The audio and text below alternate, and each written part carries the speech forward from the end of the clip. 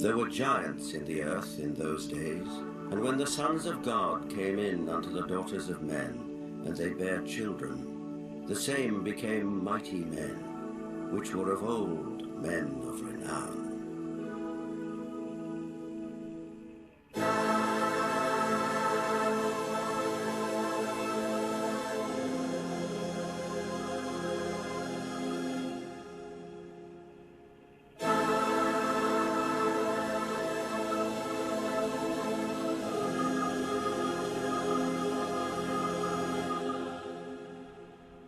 The Maya and Incas of South America believed a race of giants existed on Earth before the Great Flood.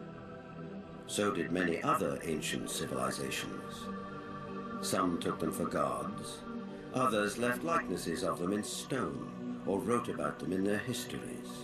The Greeks and Romans told of blood falling from heaven and landing in the lap of the earth goddess Gaia, who gave birth to the Titans, a race of fearsome giants.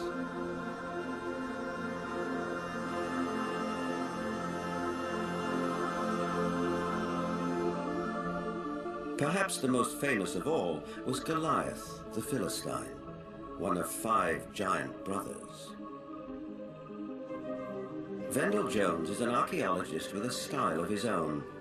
He spent a lifetime tracking down Goliath and the Ark of the Covenant, with which the Jewish holy book of the Midrash tells us the giant made off.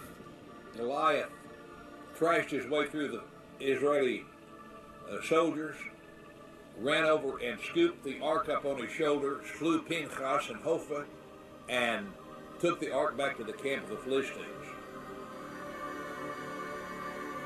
It was in this field, 15 miles southwest of present-day Jerusalem, that legend says Goliath was finally slain. Not by a giant warrior like himself, but by a puny boy, David, who, as this 9th century BC tablet indicates, would later become king of the Israelites. David reached into his script.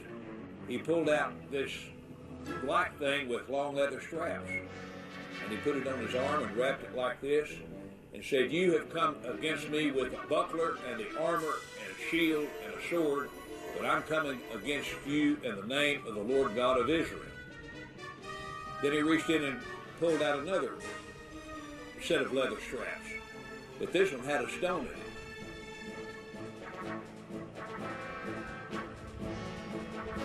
And like this, the shepherd boy cracked Goliath, stunned him. He didn't kill him. Goliath fell on his hands and knees.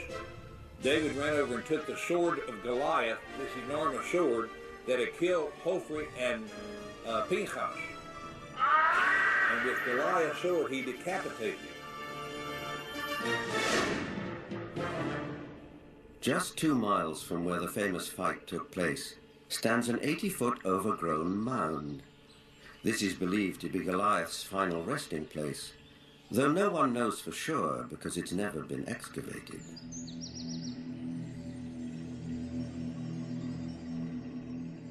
In the American Midwest, there are also many large mounds, which are said to be graves.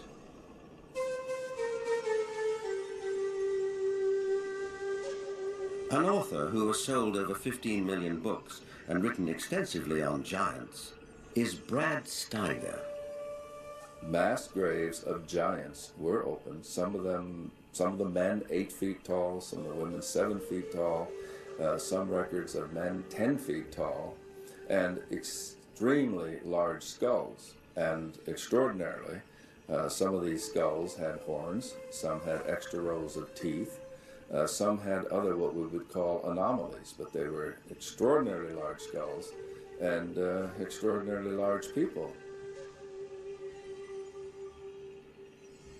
A maverick